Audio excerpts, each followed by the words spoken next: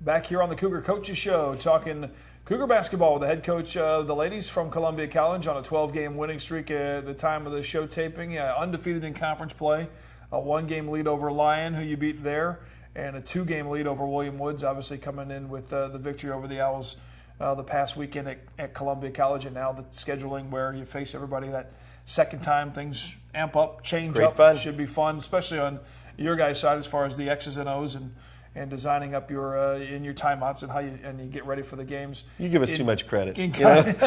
Good players win ball games. Right. Coaches lose ball games. That's what we do. Yeah, Coach Riley gave me $10 to say that, so I'm trying to work that in there. That may be true.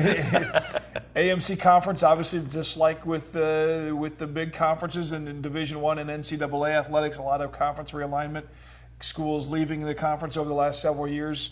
Going back to Springfield and McKendree, now new schools in Benedictine, Springfield, and Lyon is into the conference. And now you add 2 more schools coming up in next year with Freed-Hardeman, the currently number 2 team in the country, and Mid-Continent out of Kentucky. 2 new schools coming in to play athletics in the AMC conference, and it continues to grow. And obviously on the basketball side, tough challenge. Well, I can only speak from the women's basketball side because I'm not as familiar with the other sports that way. But, when I was first hired here, 12 years ago, I guess, I thought the conference from a women's basketball standpoint was medium at best. Mm-hmm. I really did. I think we were fortunate to get some really good kids in here. I think that helped some other schools improve. I think there was, the bar was set a little higher. As the NAIA really began to change, there were lots of really powerful conferences that have just fallen by the wayside. The Trans-South Conference in women's basketball was the premier women's basketball conference for years. This will be its last year in existence. Lyon College, who we have now, came from the Trans-South to us, a great addition to our conference.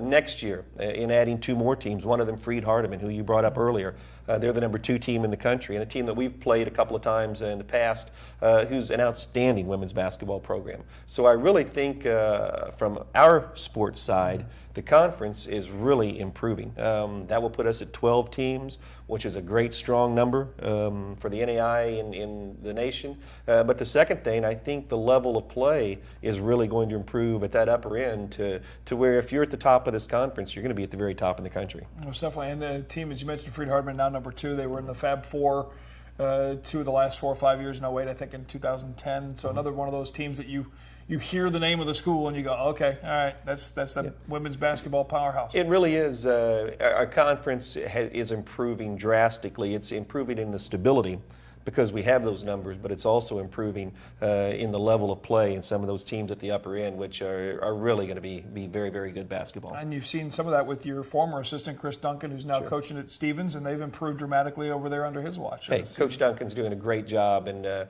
he's beyond a friend and an ex-coach. He's family for us here, but he's doing a great job. I know he'd like to win a few more ball games, but he's improving that team. And I think it's kind of fun to go out and watch. I was up in Kansas City the other day, and a couple of ex-players who are high school coaches up there. We watched them play in the Sprint Center in a Martin Luther King shootout. So it's great fun to see people that you've worked with and either coached or had on the bench with you, and then see them go out on their own and do well. That's fun as a coach to see. Most definitely. Well, I know you got to get to practice soon, and before you know it, it'll be conference tournament time. We'll be trying to figure out where that brackets. Hopefully the Cougars can keep the winning going and host the games as the number 1 seed in the AMC tournament, and then maybe back to the national tournament again. Thank you, Coach, for your time so much. Thanks, Cosmo. All right, Coach Mike Davis, Columbia College Cougars.